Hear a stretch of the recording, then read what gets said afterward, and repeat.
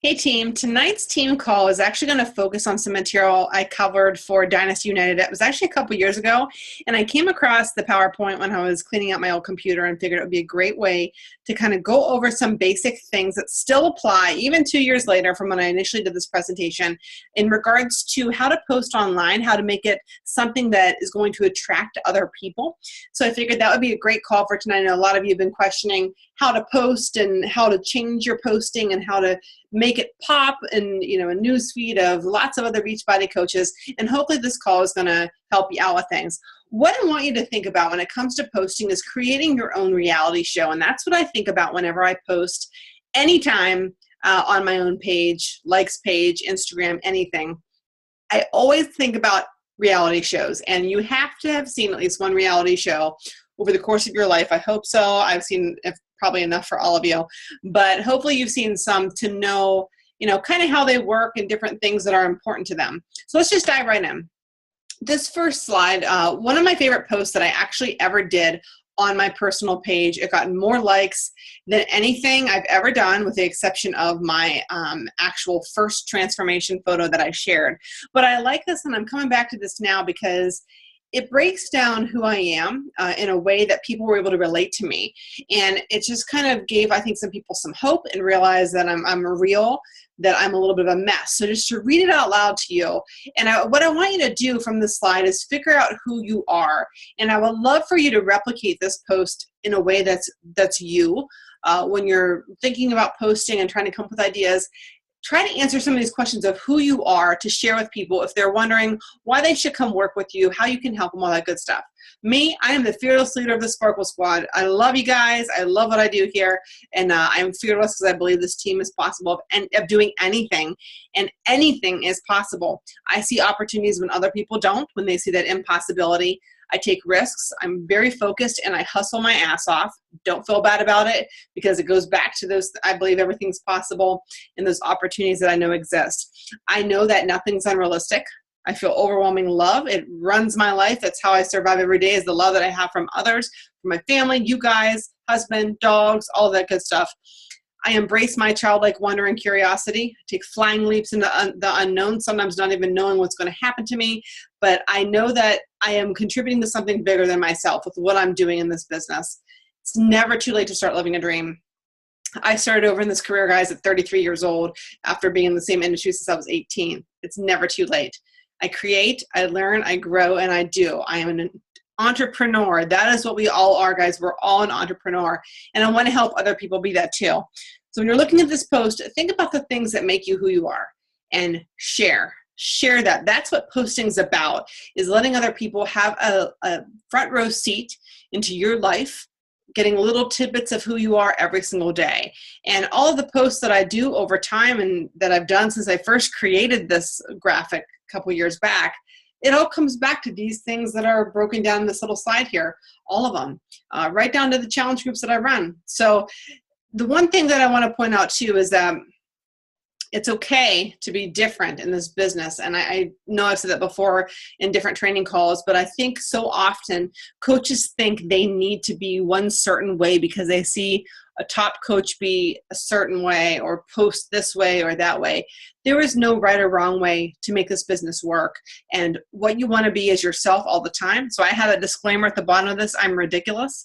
I am. I'm not changing it for anybody. And you either like me or you don't. And if you don't, that's okay. But I'm cool with who I am. And those that come and work with me, hopefully they are too. Otherwise, I wouldn't be here. But that is what I want for you too, to have that same viewpoint of yourself and what you have to offer, and be able to be real with yourself in your posts every single day. So I want to give a shout out to a couple reality TV shows, because as you guys know, reality TV shows really helped me get to those awesome before photos. That's what we'll call them. They really helped contribute to my weight gain way back before I started this journey. I started this journey in 2013, August, so just over 3 years now. I would spend so much time watching reality TV shows, like every single one of them, even the terrible ones that, like, why was anybody ever watching A Shot at Love with Tila Tequila? I don't know, but I was. So I think I know a lot about when it comes to talking about reality TV shows. This quote on here is one that my dad actually told me a while back, and it's something that I think about all the time, and I I love, and I will never ever forget it. And that's, love your mistakes as much as you adore your triumphs. You know, back in the beginning when I started this business, and I think a lot of you guys can relate to this, you get frustrated and you are ashamed maybe even of what got you to the point that you're at. For me, when I started the program T25 on August 25th, that day that the one picture here was posted, I was so ashamed of the choices I had made to get there. You know, I was eating fast food all the time. I was drinking crazy White Russians every day, every night, all the time, drink of choice, and watching all those reality TV shows. I really had no hopes and goals for myself. And as I started to move through this journey, losing weight and building this business, I realized how great those screw ups in my life had been.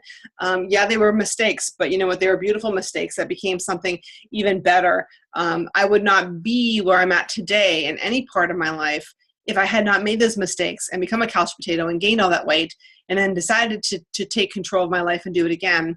So if you're at the point right now as a new coach or somebody new to their fitness journey, maybe haven't hit their goals yet when it comes to your weight loss or your own personal goals you've set for yourself with your health, remember that those mistakes, and even the ones that you are still going to make, because we all make mistakes, they're just as great as those triumphs. So it's okay to talk about them. It's okay to talk about when you fall off the wagon and you eat McDonald's instead of your, you know, chicken and broccoli or whatever you were planning on eating. It's okay. But the important thing with this quote too, that I just need to make sure that everyone realizes, is that it's so easy on social media to just share what we call the highlight reel, those really great moments of your life, and not share the not so good stuff. And that's why you want to think about your mistakes, because sharing those makes you a real person. Nobody likes interacting with people that aren't real. Nobody likes trusting people like that, especially on a sensitive journey like weight loss. I know for me, even though there's a lot of people that, you know, had approached me on Beachbody before, I never felt comfortable with any of them because I felt that they were just living these perfect lives. And I thought, if I screw up, they're not going to want to help me anymore. And I'm going to be all by myself. And I don't like that feeling. So remember that as you post and you move through this journey, you're going to inspire a lot more people by being real than being some fake version of yourself. Why is reality TV so addicting?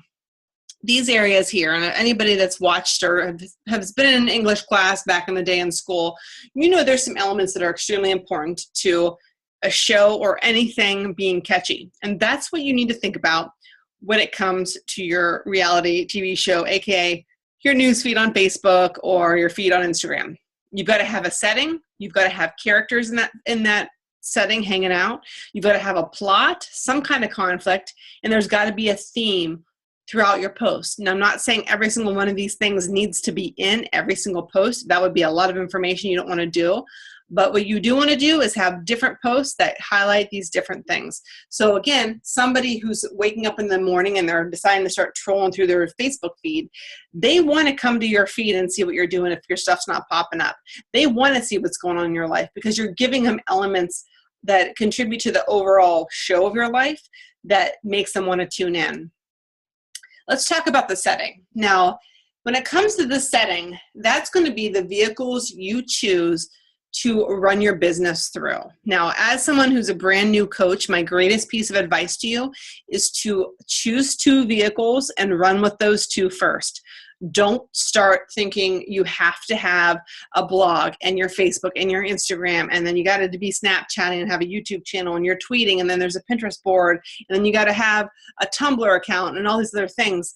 You don't want to do that. My biggest piece of advice is to work on, well, 1 solidly until you master it.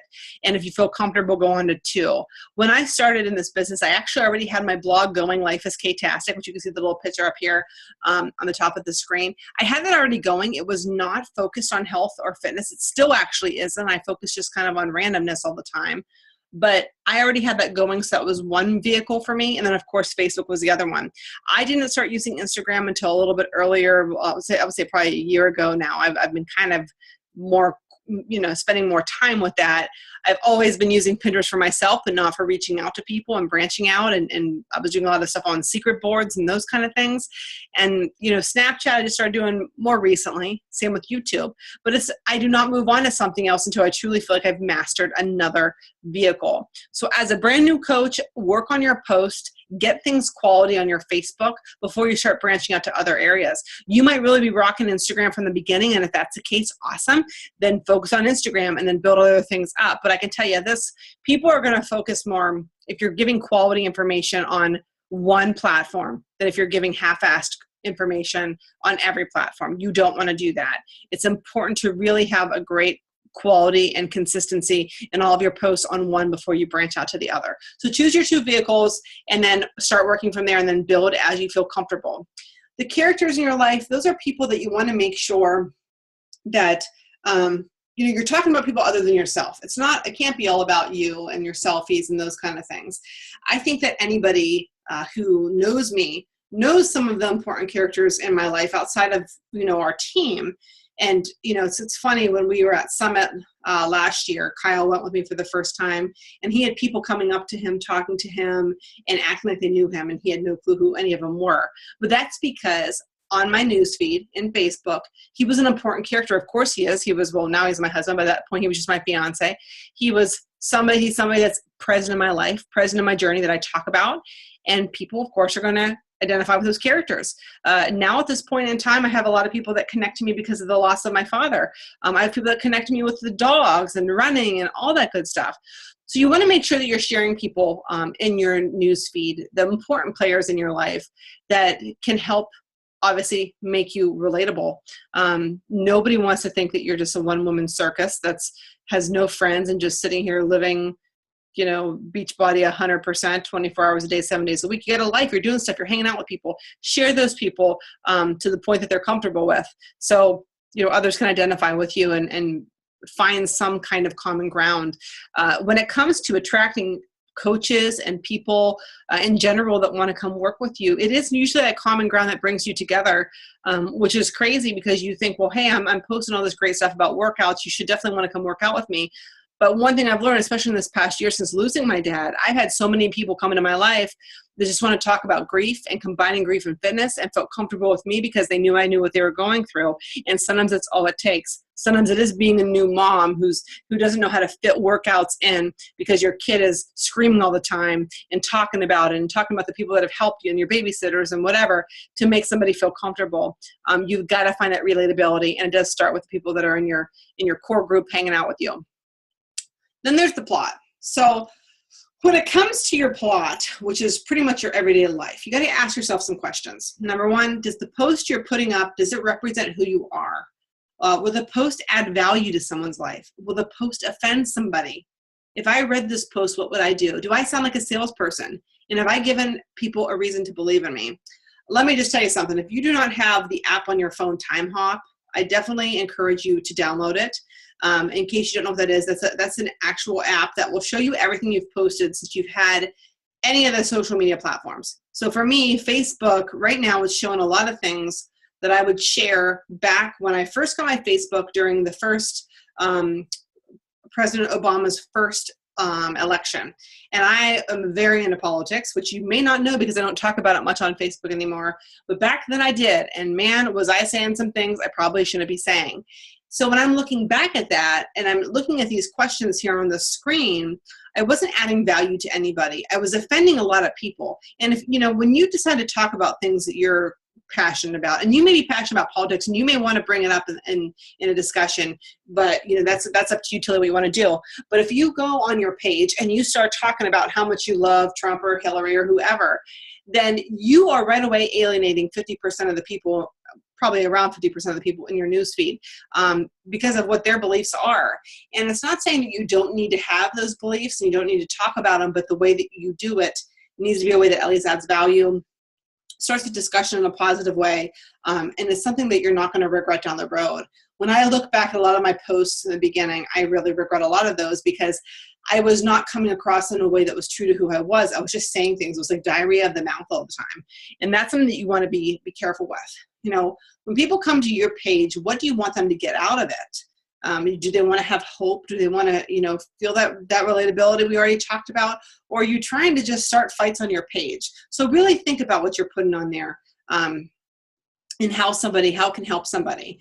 Do you sound like a salesperson? Because what you want to not do is sound like one.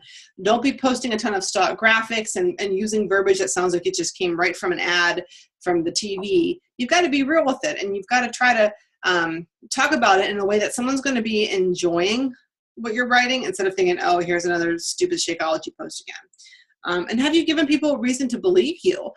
The biggest hurdle most new coaches have is the fact that they are not credible yet in the industry. And I'm going to tell you right now, every single person faces this. I did. Every single top coach did, because it takes a while for people to see that you are legit, that you're not going to quit this, that you know what you're talking about, that you have the tools to help them. And sometimes it's just this waiting for that trigger in their mind to snap where they think, this is the time. Katie finally posted about something that I totally get what she's saying. I've got to do this now with her. It's got to happen now. You've got to be giving them a reason. And that's where it comes back to consistency and posting in a consistent fashion and sharing different facets of your life and letting people know that you are not a quitter, that you're rolling through this, that you're still making it work, and that you're there to help them for the long run, that you're not going to quit on them in the middle of their journey too. So always ask yourself those questions when it comes to the plot that you're sharing and things that are going on in your life. Now, here's some examples of my plots, things that I've posted about in the past that I think is important to kind of just break down some differing areas. I post all kinds of crazy stuff all the time, but I really try to give a variety of it. When you just run through these, the top post on the top left was a day that I was just having a really bad day. And so instead of whining about it on Facebook, I just put a quote, an overlay over top of a picture of me doing a yoga pose, and that was cool. Okay, fun. Then I went on and I did one, the heck yeah eating, which is just a meme mimic that I thought was funny. The picture of me and Kyle at the gym with the quote. I love adding quotes to a graphic. It's a really great way to share what you're doing in your life, to add value to people. The pancake on the bunny's head, that was a post that I did that explained how I was able to save money to afford the Shakeology every single month, because of course people will tell you it's not expensive. So it was more of a value post. And then towards the bottom here, you've got pictures of me working in my car on my lunch break. That was when I was still working full time. Things that I love, like my glitter headbands. I shared some experience from my 3-day, or not 3-day refresh, a 21-day fixed day, a day in the life of me and my meal plan. I shared a recipe for healthy cookies and my Alzheimer's walk team with my family and running club. I posted a video on how I use the Veggetti spiraler to make zoodles out of zucchini noodles. And then, of course, transformation post of a challenger. I post a lot of different things. These are all contributing to my plot. They're sharing my personality, things that make me laugh, and things that I like, and parts of the things that I really, really believe in, like the Alzheimer's Association and working out, and accountability and those kind of things, and having that motivation. Those are all parts of who I am in my plot. Then there's this conflict thing, and I think a lot of people, when I say that there needs to be conflict on your news feed, they're expecting this kind of reality TV stuff where people are fighting and name-calling and throwing tables and being all crazy, and that's not what I'm talking about when it comes to conflict. We all have conflicts every single day, and here's some examples of ones that I have shared. Top left, conflict in my mind. Couldn't decide if I wanted to do a Tony Horton program or a Chalene Johnson program. Oh, that's a conflict. You don't know what to do. The top part, a little bit of humor when it comes to conflict. I had worked legs. My body was sore as heck. Of course, I have texts that go ahead with, with these graphics. I'm not just posting these by myself. The upper right-hand corner, I was having a major fiending for chocolate hardcore one night, and then I just shared my solution for how I overcame that. Bottom right, didn't want to work out, but then was really glad that you did. That kind of post, which a lot of us don't want to work out all the time. Even though we're in this industry, we still have days we don't want to do it. I posted the bottom right here, or I'm sorry, the middle right. I had gone to the zoo. Everyone knows I have a terrible fear of frogs, and I went into where the amphibians and reptiles are, which was a pretty big thing for me. So I shared about that conflict. And another conflict just about myths, people being negative and thinking that we always eat healthy, and sometimes it is a conflict, and I want to eat crap, and sometimes I do. Those are conflicts that you relate to, right? When you press the snooze alarm, that's a conflict. It's something that is going on internally within yourself. So it's not always some kind of violent drama, but think about the conflicts that are going to share, or that people are going to share with you, that they're going to be able to relate to. You got home late from work, and again, those kids are screaming and they didn't want to sleep. The baby didn't want to sleep, but you still have to work out. Those are conflicts. Share about those kind of things. What is your theme and your mission? What are you trying to accomplish? Now, obviously, we have a team name that goes on here, and everything is tied back to our theme. And those of you who are new, hopefully you know it. If not, the theme and the mission of this team is to leave a little sparkle wherever you go. You know, I believe it's so much bigger than just, hey, let's get you hooked up with a fitness program and a really great protein shake. I think it's more than that. I think as people, our job is to honestly impact every single person we come in contact with. Sometimes that's related to fitness, yes. Sometimes it's not. Sometimes it's just being kind to them. But our job is to leave them better than how we found them, everybody, every day. And that is the theme and mission of this team. Now, you don't have to have a team name. You might be newer and you don't have any of that stuff going on. You might not want to ever have a team name. You might just continue to call your team the Sparkle Squad too, which is totally okay. But you've got to just think about what you want to do, what you want to do with this opportunity to reach out to people. You know, is it to help a certain kind of person? Is it, you know, to be more blanket, kind of like me when it comes to what you want to do and just help every single person in a positive way? Who knows what your theme and mission is? And you might not even know yet, but you want to make sure that you're consistent with that and you want to share that. And with me sharing constantly about the Sparkle Squad and different things with Sparkle, people identify that with me all the time. You know, when it comes to anything Sparkle they see at the store or any quote that says something about Sparkle, people are tagging me in things and posting on my wall and texting me pictures, and that's good. That means I'm doing what I need to do because they know that's my mission. They know that's what I'm here to do. So we just ran really quickly through these different kinds of posts, these different areas that you want to be talking about and posting. And now you're probably thinking, what do I do? Well, one thing that's really helpful, especially as a new coach, is to plan out when you're going to post about what. And especially when you're trying to get into a groove with time management and what to do, it really is helpful to say on Sunday, I'm going to talk about a conflict I had and how I overcame it. And on Monday, I'm going to talk about something cool I did with my family over the weekend, because those are your characters, right?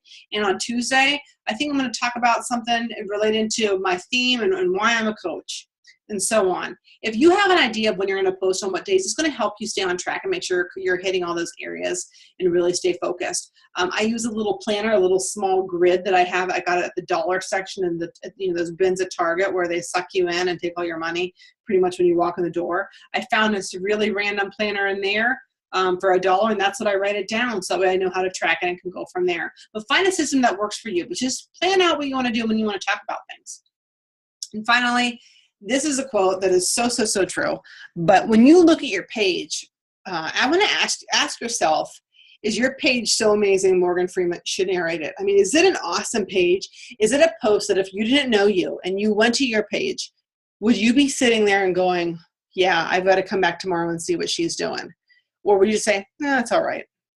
So think about that. You know, when I post a post, regardless of what it's covering, I always think to myself, you know, would I want to see that? Or if I saw it in my newsfeed, would I just say, so what? Think about it. Really create awesome posts, guys. And it also comes down to graphics and having things that are drawing people in, that are visually appealing. They don't have to be crazy or over the top. You know, this particular graphic, for example, just Morgan Freeman's face there and a quote in the middle. Something like that. You just want people to be drawn to your page for so many different reasons. What I want you to do now, since we're all done with our little conferencing, we'll say, on this, I want you to go ahead and think about these different areas, and I want you to share with me, well, actually not share with me. I want you to post on your wall sometime in the next couple of days. Going back to this slide here, the who you are, I want you to share with everybody a little bit more about who you are so they can learn about you and they can go ahead and they can start developing and connecting with you on a deeper level. Hope this is helpful, guys. We'll talk more soon. Have a good night. Bye.